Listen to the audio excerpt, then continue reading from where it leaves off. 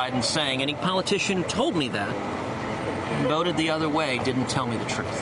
They lied to me. No party can remain in power by lying to the American people.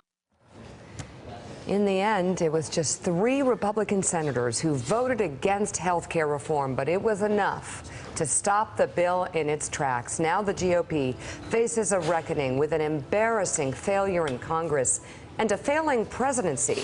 If you want to know what failure looks like, just take a look at the last 36 hours of the Trump presidency. President Trump tried to lay blame for the health care failure at the feet of 3 Republicans and the Democrats, but in the end, he wasn't able to keep his party unified and failed to deliver on a key campaign promise for his base. The president has failed in his attempts to bully his attorney general into resigning.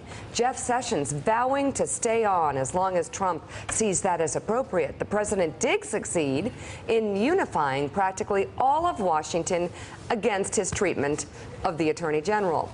The president has failed in his attempt to change the conversation with his tweets banning transgender troops from the military.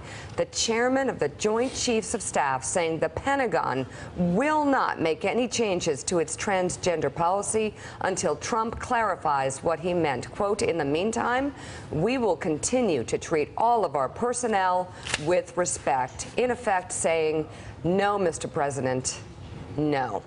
And the president even managed to fail with his address to the Boy Scouts of America. The head of the group now apologizing to its members for the president's rhetoric.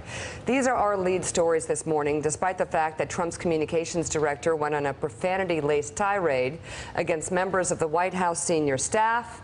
We'll get to that vulgarity in just a moment. Good morning, everyone. It's Friday. Thank God it's Friday, right? A lot of failures on this Failure Friday. It's July 28th. Joe has the morning off. With us, we have senior political analyst for NBC News and MSNBC, Mark Halperin, national affairs analyst for NBC News and MSNBC, John Heilman, former communications director for Ted Cruz's 2016 presidential campaign, now an MSNBC political contributor, Rick Tyler, and Donnie Deutsch is with us. And also with us, NBC News Capitol Hill correspondent Casey Hunt. All right, Donnie, I'm just kidding. You're okay. You're okay. Is it good? I think Failure Friday. Let's hashtag it. I call it Impotent Friday. Impotent Friday?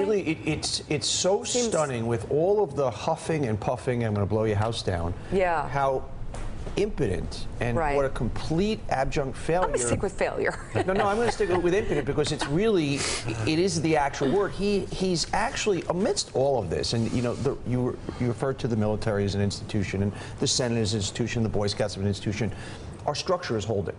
The system is working. That amidst all of this evil and anger and nonsense and impotency, what it does show is the strength of this republic that was built by our founding fathers, without getting too kind of like, you know, holier than thou. It is amazing that we are holding firm. And I love so let's begin then with the breaking news overnight from the Senate, where Republicans failed to pass their scaled-down plan to repeal parts of Obamacare.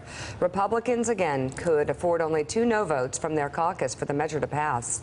Republican Senators Susan Collins and Lisa Murkowski were already firm no votes against the bill, and the 3rd Republican senator to ultimately bring down the so-called skinny repeal was Senator John McCain. He'd been huddling with Vice President Mike Pence before making his vote, and then he strolled out onto the floor. Take a look. Mr. Peters. No.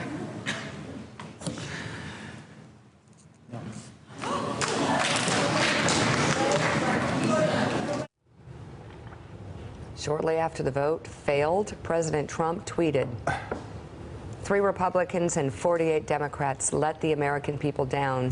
As I said from the beginning, let Obamacare implode, then deal watch. Senator McCain later issued a statement saying, in part, while the amendment would have repealed some of Obamacare's most burdensome regulations, it offered no replacement to actually reform our health care system and deliver affordable, quality health care to our citizens. The Speaker's statement that the House would be willing to go to conference does not ease my concern that this shell of a bill could be taken up and passed at any time. I've stated time and time again that one of the major failures of Obamacare is that it was rammed through Congress by Democrats on a strict party line basis without a single Republican vote. We should not make the mistakes of the past that have led to Obamacare's collapse. We must do the hard work our citizens expect and deserve. Casey Hunt, wow, what a scene on Capitol Hill. What a failure for President Trump.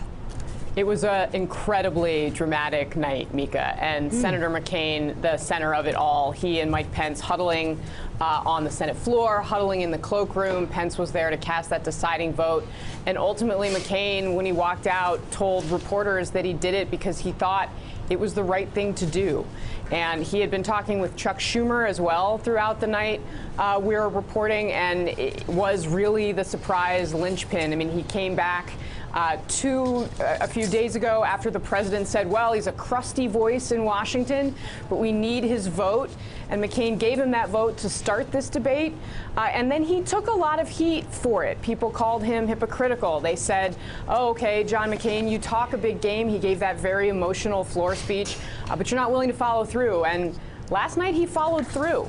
And there was a very strange scenario. I've never really covered anything like it on Capitol Hill, where Republicans came out last night and they said, we're going to vote to pass this just as long as you promise us that it never actually becomes a law, which is a very strange thing for them to be advocating. And, you know, McCain ultimately decided to stand up and follow through on it. And look, this is somebody who doesn't have much to lose from an electoral perspective. He's obviously battling a very difficult disease, and he has prided himself over a very long career on being somebody who takes courageous stands. Mika. Yeah, it certainly was a McCain moment. Mark Halperin, talk about that moment and what it meant, what it means for the future of health care. He's not afraid of the president.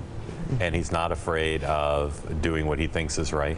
The other two senators, I don't think anybody was surprised how they voted.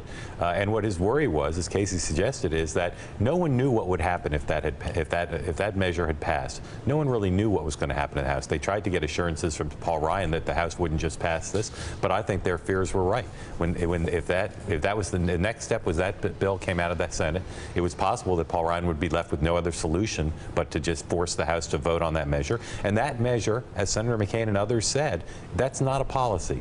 That was a vehicle to try to move the process along. And now we have the unfathomable situation of Tom Price, the Secretary of HHS, and President Trump are going to have to administer the Affordable Care Act. So, John Hellman, take this wherever you want it to go, but it's kind of stunning. It seems like in the past 24 to 48 hours, from a lot of different angles, the president is getting the word no. No, Mr. President. People are pushing back. People with power.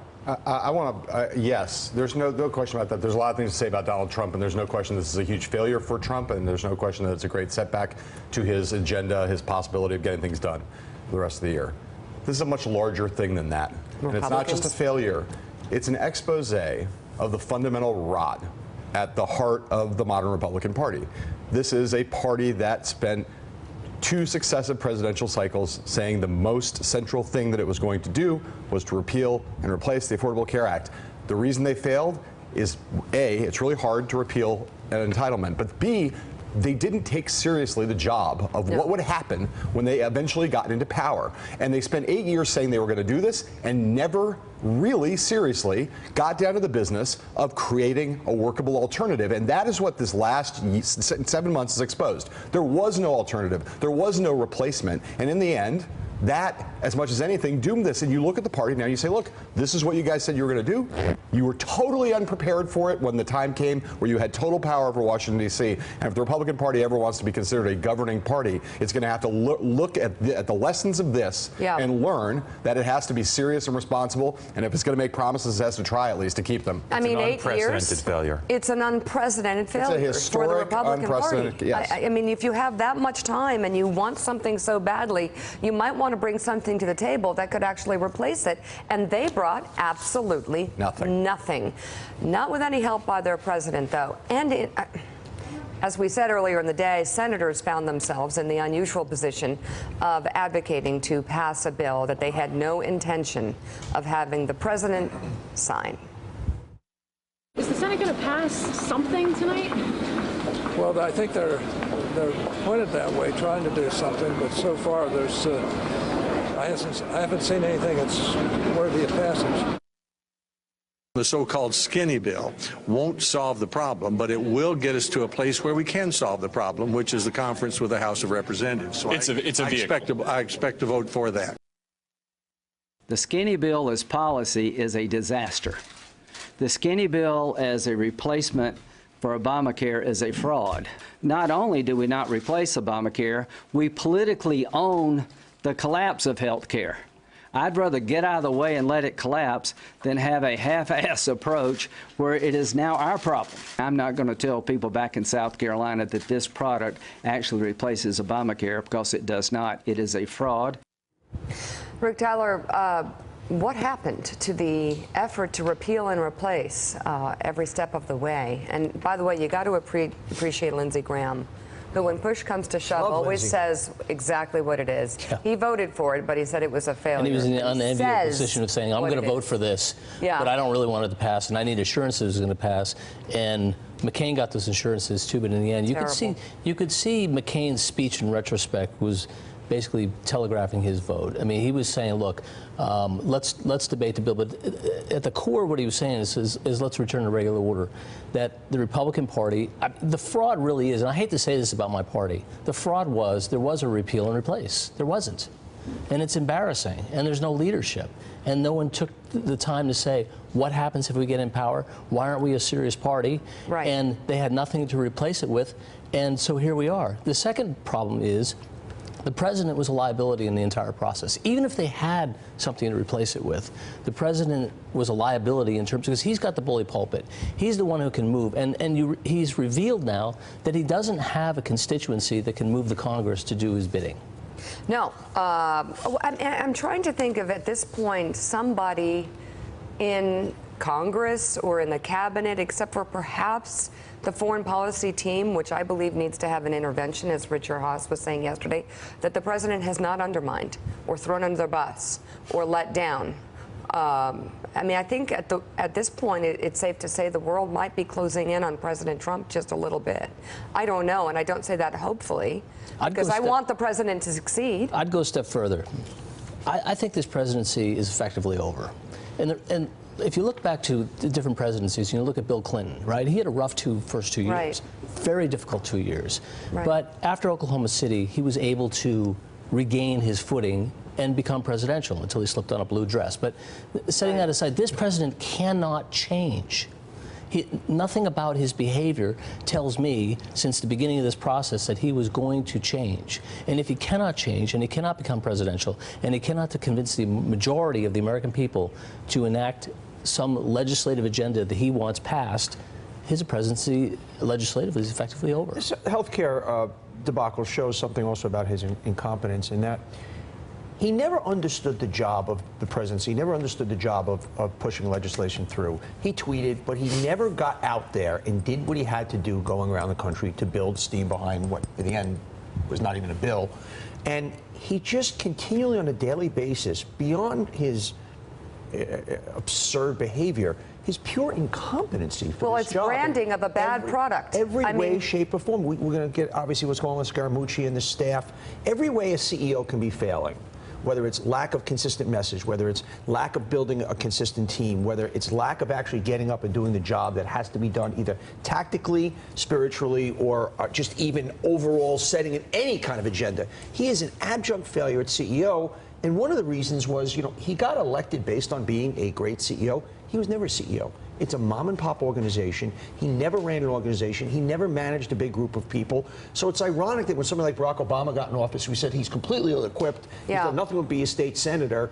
This is a man who, despite what people think his basic credibility and his competency was completely ill-equipped for this job. The loudest sound in America this morning is the silence of the Trump movement, which ostensibly was going to demand repeal and replace the Affordable Care Act. These was Republican politicians who promised it for 8 years were responding in part, not just to their intellectual view that it was a bad law, but in part to constituents who said we must get rid of it.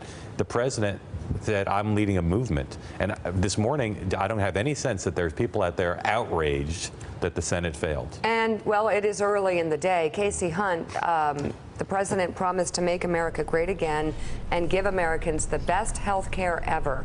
So what has he done? What has he given Americans in terms of health care?